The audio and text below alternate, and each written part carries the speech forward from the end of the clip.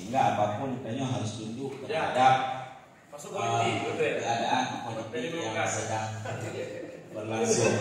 Yang ingin saya sampaikan koleginya,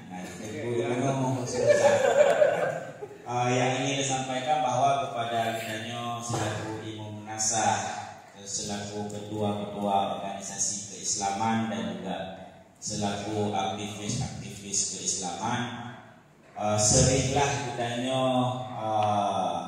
menyampaikan aspirasi.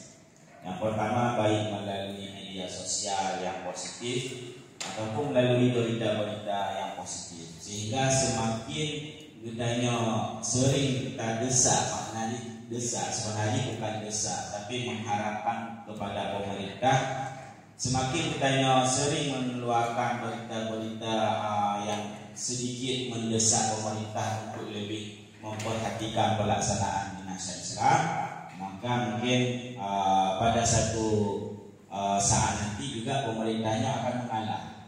Orangnya apakah tidak ada yang begitu dihargai lebih besar terhadap dinasah Islam ya, karena banyak pun dia hanya cuma berharap pada Tengku Gadis. Tengku Gadis pun kadang ada kelemahan juga, ada berhadapan memang keadaan politik di sana dijangkau. Jadi harapan Danyo kepada seluruh debu-debu Imam Munasah, karena Danyo karena jabatan Danyo berhak ngalih, walaupun jabatan Danyo menghadapkan hanyalah sebagai guru daya. Kau ni jabatan daya dulu. Pak dayanya untuk kasih bubur Pak Gadis payah dah, karena kami dah tenaga sehingga kamu yang bubur tersisih. Jadi kita imam tu contoh nambah jabatan kamu ada imam. Mesti contoh dari pernyataan Pak media sosial ataupun Pak Dedi Pak selaku wartawan. Kira Pak Dedi sini kalau pernyataan kamu dimuat sebagai berita.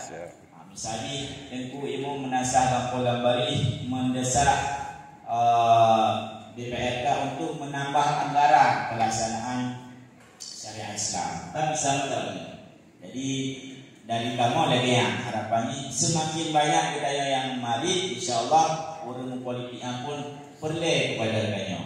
Yang pertama 2020 kata. Yang kedua ini kamu juga mengharap kepada Tengku Gadis pandai-pandailah Tengku Gadis meluk. Nampak semakin Tengku Gadis meluk jarang dengan orang politiknya, juga semakin proses pelaksanaan syariat Islam lebih baik. Tanya mungkin kita contoh pelaksanaan syariat Islam di Langsa, memang ada plus minus, tapi kita baca bak orang-orangnya yang sering muat bak orang adalah pelaksanaan syariat Islam di Langsa. Begitu aktifnya dinas syariat Islam di Langsa, walaupun begitu beratnya diserang oleh tokoh-tokoh politik di sana. Mungkin yang dulu. Jadi harapan kamu kepada kamu selaku urung-urung yang tak berhadir, juga harapan kamu kepada Pak Gadis. Terima kasih. Assalamualaikum warahmatullahi wabarakatuh. Waalaikumsalam warahmatullahi wabarakatuh. Berarti harus ada yang namanya paguyuban.